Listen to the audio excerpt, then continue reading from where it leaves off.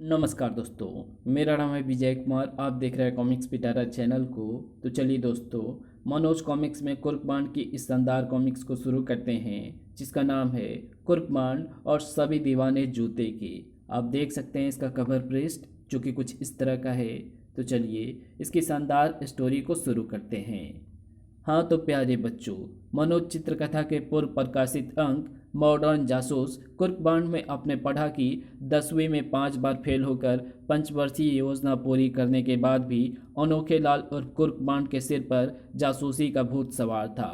और उसी जासूसी की धुन में वो अनजाने में ही अपनी मूर्खतापूर्ण हरकतों से 10-10 बदमाशों को धराशायी कर पूरे देश का हीरो बन बैठा। आइए देखते हैं इस अंक में वो क्या गुल खिलाता है। अपने पिछले कारनामों को अखबारों में पढ़ पढ़ कर कुर्कबांड का दिमाग इतना खराब हुआ कि उसने कुछ ही दिनों में न केवल किराए का एक मकान लेकर मॉडर्न प्राइवेट डिटेक्टिव एजेंसी के नाम से एक ऑफिस ही खोल डाला, बल्कि मदद के लिए उसने अपने ममेरे भाई टिल्लू उर्फ मोटू को भी तार भेजकर बुलवा लिया। और डिटेक्टिव एजेंसी के बड़े बड़े इश्तेहार भी उसने अखबार में दिए। परंतु 7 रोज बीतने पर भी जब उसके ऑफिस में कोई ग्राहक नहीं आया, अनोखे भैया, मुझे तो लगता है कि मक्खियाँ मारते मारते ही तुम्हारी ये एजेंसी फेल हो जाएगी।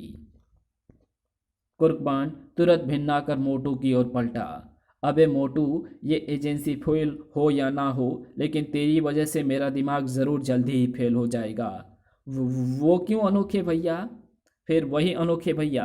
अबे, मैंने तुझसे कितनी बार समझाया है कि मुझे अनोखे नहीं कुर्कबान कहा कर, लेकिन तेरी उल्टी खोपड़ी में कोई बात समाती ही नहीं। ठीक है भैया, आगे से ध्यान रखूंगा, लेकिन अब इस डिटेक्टिव एजेंसी के बारे में सोचो। अब तो यहाँ मारने के लिए मक्खियाँ भी नहीं बची।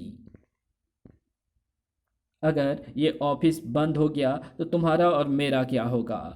सोचो क्या खाक, तुमने मेरा सारा मूड ही खराब करके रख दिया है। जाओ, भीतर से पहले मेरे लिए एक कप गर्मा गर्म चाय बना कर लाओ, तब तक मैं सोचता हूँ कि हमें आगे क्या करना है। मोटू मुस्कुराता हुआ भीतर कमरे की ओर बढ़ गया और कुर्कबान अखबार खोलकर उसकी मोटी मोटी सुर्खियों पर नजरें दौड़ाने लगा। एक पति अपने पति के अपहरण के आरोप में गिरफ्तार। उह, ये भी कोई खास खबर है। एक हथनी ने चूहे के बच्चे को जन्म दिया।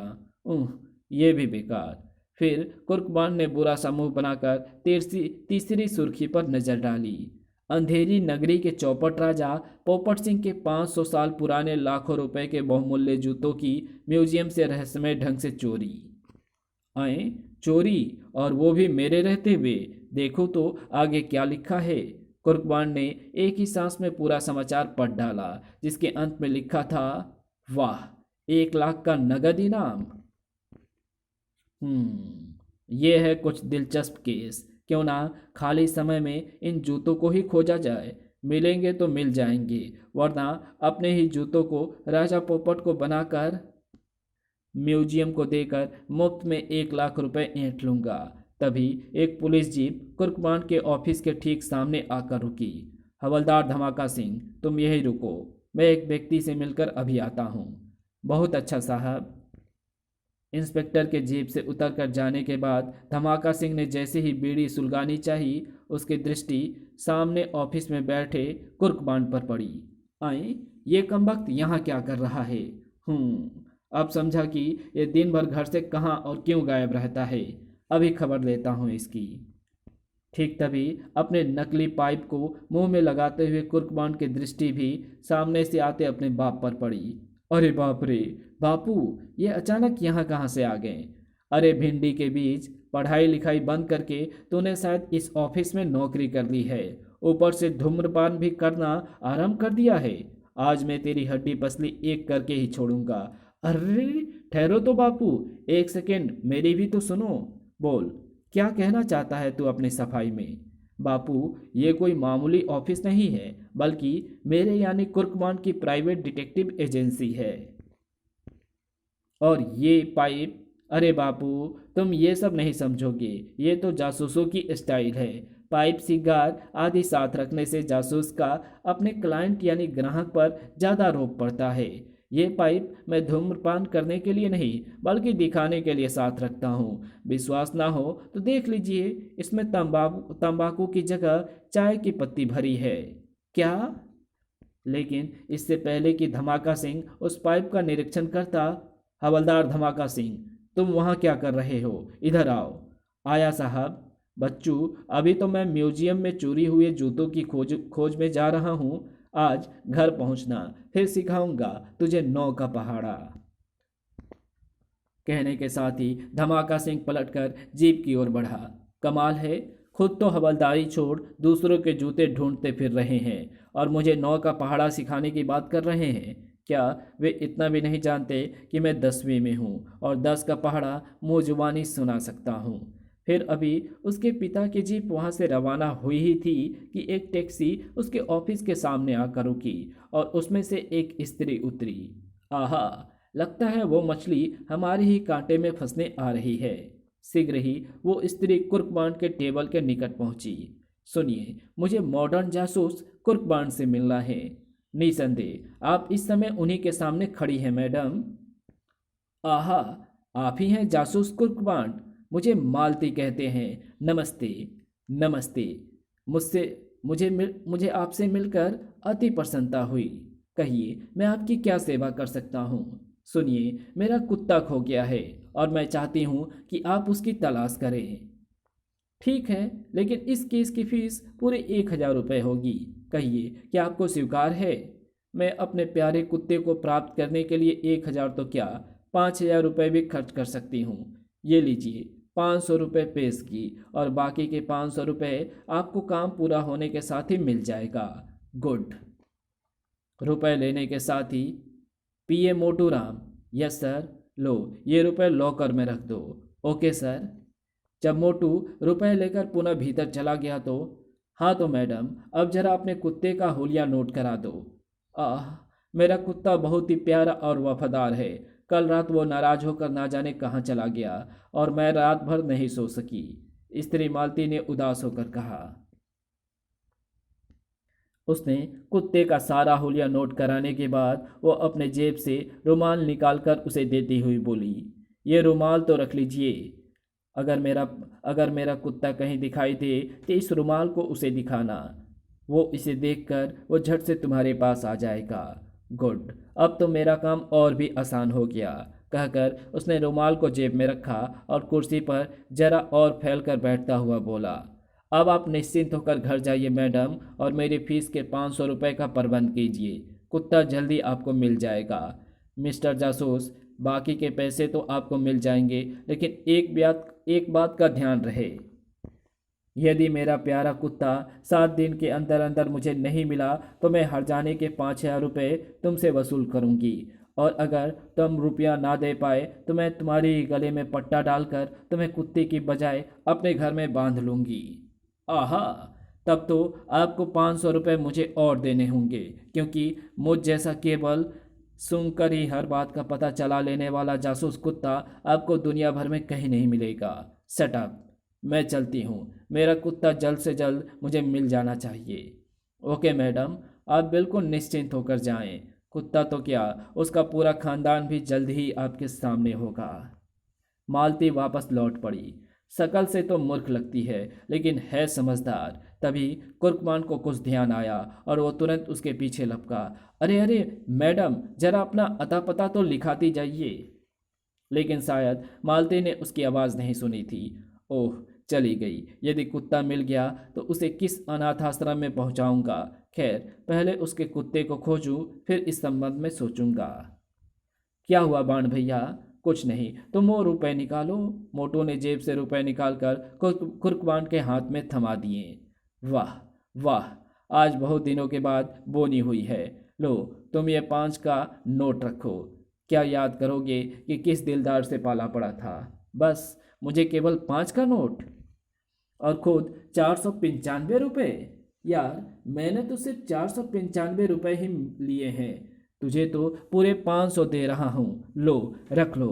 लेकिन ये तो सिर्फ 5 का नोट है भैया। यार, समझते क्यों नहीं? 500 में सिर्फ छोटी छोटी 2 सिफर ही तो नहीं है। यदि वो सिफर होती तो हो जाते ना तुम्हारे पास पूरे 500। कहने के साथ ही कुर्कमान आतसी सीसा और कुछ आवश्यक सामान ले मोटू को वहीं ठगा सा खड़ा छोड़ ऑफिस से बाहर निकला। 500 में 2 जीरो कम, भला इसमें 2 जीरो जोड़ भी दिए जाएं तो ये 500 रुपये कैसे बन जाएंगे। कुछ ही देर बाद कुर्कमान आतसी सीसा लिए मालती के कुत्ते की खोज में शहर की सड़कों और गलियों को नापता फिर रहा था। ये नहीं है वो, ये तो बिल्कुल लोफर मालूम पड़ता है। नहीं, ये भी वो नहीं है। मैडम के कहे अनुसार उसका कुत्ता बिल्कुल काला है, जबकि इसके ऊपर सफ़ेद धब्बे हैं। उसकी इस हरकत से लोग बाग उसकी हंसी उड़ाते। देखो उस मूर्ख को, लगता है कुत्ते की दुम सीधी करने का कोई नुस्खा खोज रहा है।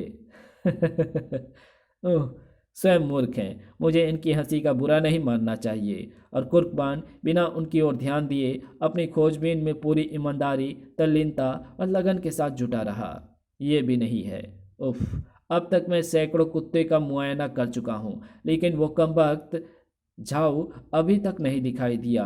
पता नहीं किस बिल में दुबक कर बैठा मुझे पिदा रहा है। अचानक, अरे भाई भौंकता क्यों है? मैं तो तेरे ही जात भाई को ढूंढ रहा हूँ। अरे, सहसा कुछ ध्यान आते ही कुर्कमान बोलते बोलते चौंक उठा।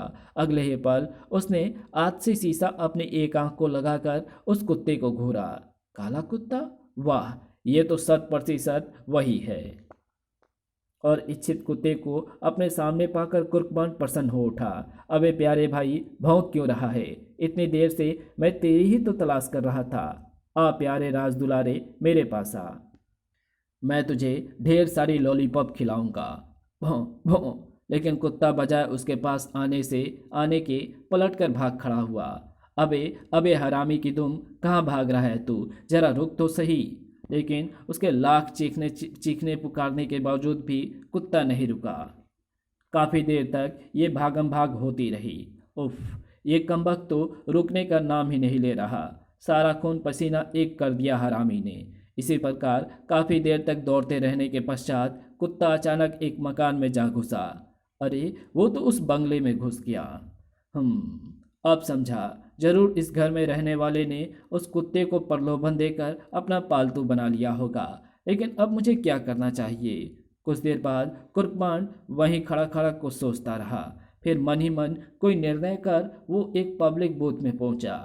हेलो, पुलिस स्टेशन घास मंडी।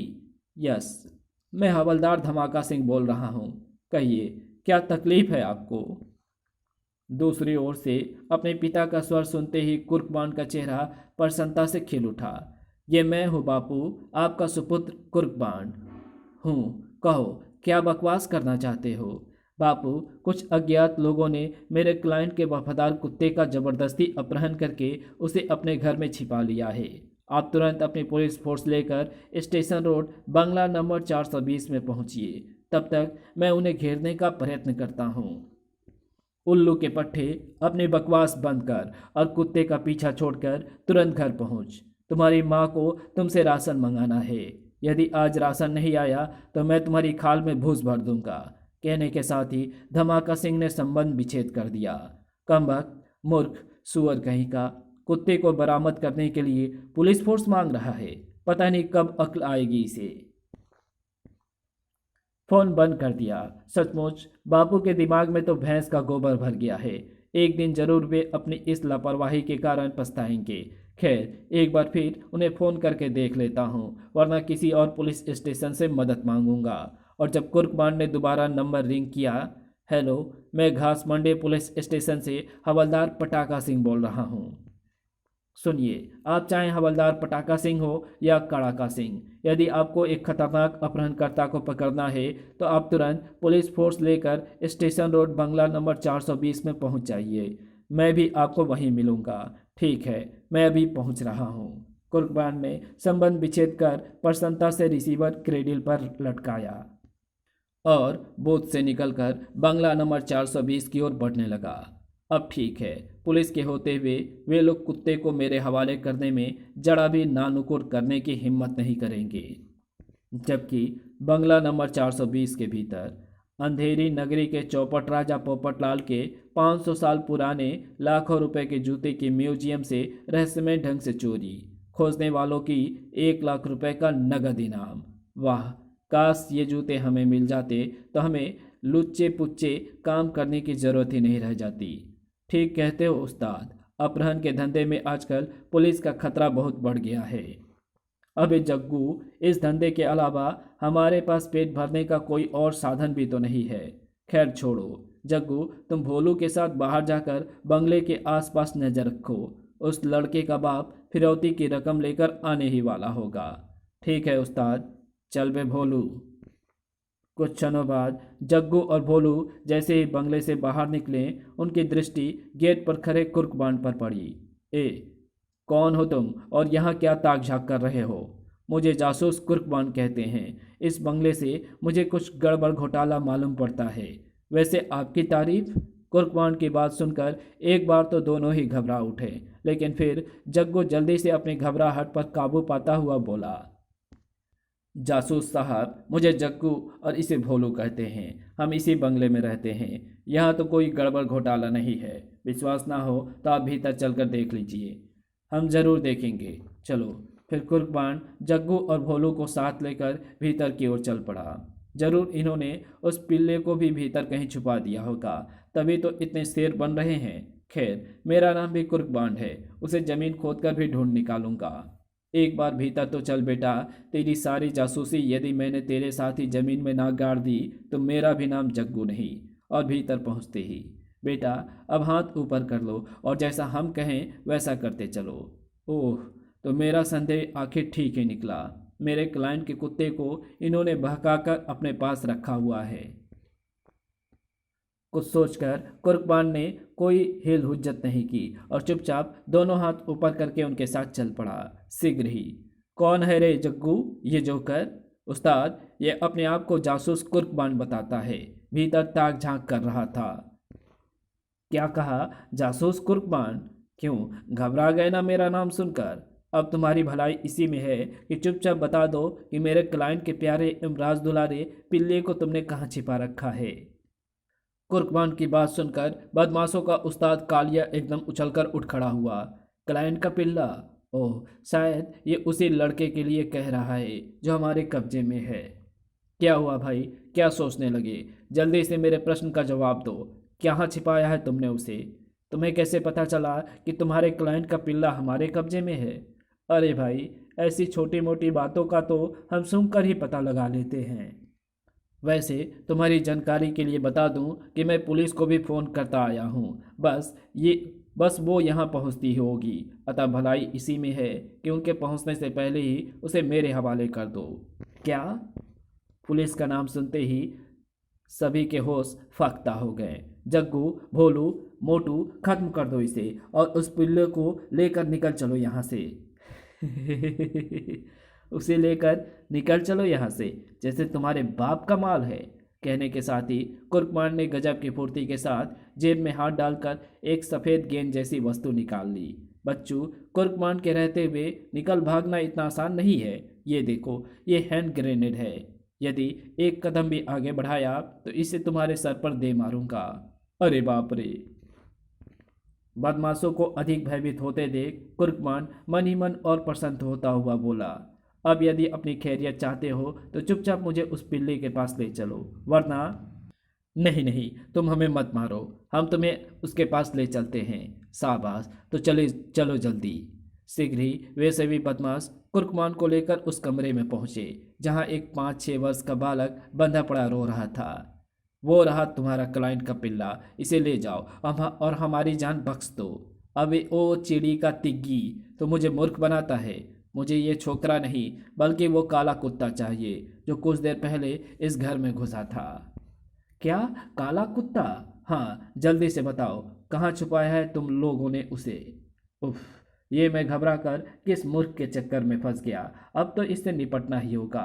अबे सोच क्या रहा है, जल्दी बता, वरना। लेकिन इससे पहले कि कुर्कमान अपनी बात पूरी कर पाता, कालिया ने किसी छलावे के समान उछलकर उसके ऊपर घूंसे से वार किया।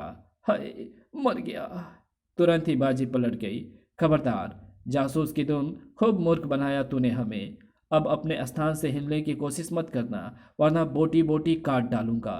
ओह, कहाँ गड़बड़ हो गई मुझसे। ठीक तभी, खबरदार, कोई भी अपनी जगह से हिलने की कोशिश ना करे। अरे बाप रे, पुलिस! आहा, जान बची। सिपाहियों, गिरफ्तार कर लो इन सभी बदमाशों को। हाँ हाँ, जल्दी से गिरफ्तार कर लो, बड़े ही खतरनाक मुजरिम हैं। कमबख्तों ने मेरे क्लाइंट के पिल्ले को छिपाया हुआ है। सिपाहियों ने आनन फानन में ही कालिया समेत सभी बदमाशों को पकड़कर उनकी मुश्कें कस दी और उस लड़के को भी बंधन मुक्त करा दिया जिनका उन बदमाशों ने अपहरण किया हुआ था। आप बिल्कुल ठीक समय पर आए हवलदार चाचा, वरना ये मुझे खत्म ही कर डालते। कौन है बे तू? सिपाहियों, डाल दो इसके भी हाथों में हथकड़ियाँ। अरे, तुमने मुझे नहीं पहचाना हवलदार चाचा? मेरा नाम कुर्कबांड है, हवलदार धमाका सिंह जी का इकलौता सुपुत्र। मैंने ही फोन करके आपको इन बदमाशों की सूचना दी थी। ओह, सचमुच बेटे, तुमने इन कुख्यात बदमाशों को पकड़वाकर कानून और पुलिस की बहुत बड़ी मदद की है। इनका गिरोह बच्चों का अपहरण कर शहर में काफ़ी समय से आतंक मचाए हुए था और तुम्हारी मदद से आज इस बच्चे की भी जान बच गई। अरे, तो ये बच्चों का अपहरण करने वाला गिरोह था? वाह बेटे कुर्कबान, तू तो कुत्ते के चक्कर में इनसे उलझ रहा था, जबकि ये बच्चे का अपहरण करने वाला गिरोह निकला। सच, तुझे अंधे के हाथ आज संयोग से फिर बटेर लग गई। अब फिर अखबारों में तेरा खूब नाम होगा। उसके बाद जब कुर्कमान उन सबके साथ बंगले से बाहर निकलकर सड़क पर पहुंचा, अबे इसे तो मैं भूल ही गया था, जबकि इसके बगैर तो मेरा केस अधूरा है।